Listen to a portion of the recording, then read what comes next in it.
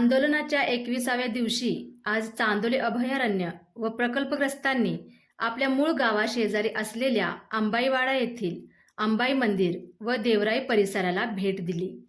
ही भेट म्हणजे कोणत्याही क्षणी आंदोलन तीव्र करण्याच्या दृष्टीने टाकलेले महत्त्वाचे पाऊल असल्याचे बोलले जात आहे।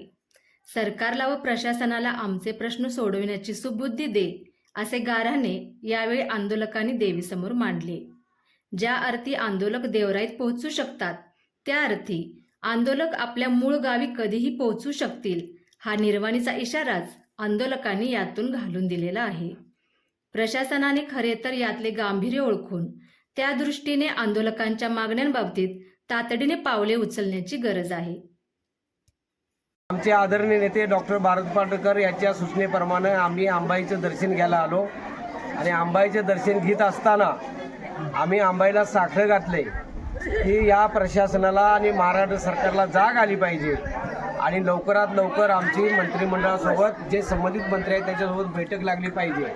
अगर या 2-3 दिवसात आपण निर्णय नाही घेऊ शकला तर आमचे नेते ज्या पद्धतीने आम्हाला आदेश देतील त्या पद्धतीने आम्हाला जावं लागेल।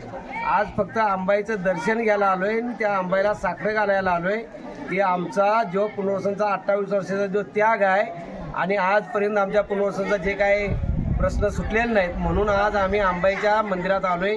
अंबाई म्हणजे कोल्हापूरचीच अंबाई आहे, ज्योतिबा आहे आणि जी आमचे या ग्रामीण भागातले आमचा केदार असेल, काळामा असेल, शेवताई असेल, या देवाला आम्ही साक्षीला ठेवून या ठिकाणी आम्ही आलो आहे। आम्ही आज शांततेच्या मार्गाने आंदोलन करतोय, पण उद्या 2-4 दिवसानं जर काही वेळेला जर आम्हाला आमचे आदरणीय नेते यांनी जर आदेश दिला तर ह्या वेळेला आम्ही शांततेच्या मार्गाने आलो आहे, पण त्यावेळेला हिंसक आंदोलन करण्याशिवाय राहणार नाही। पण हे करीत असताना आम्ही पोलीस प्रशासन संबंधित अधिकाऱ्याला कळवूनच प्रत्येक गावावर आमची लोक पोहोचल्याशिवाय राहणार नाही।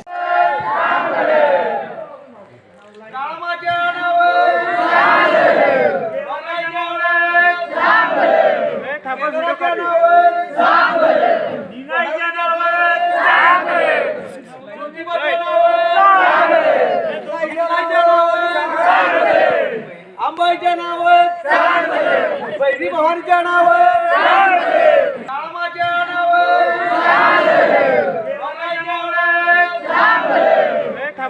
नावावर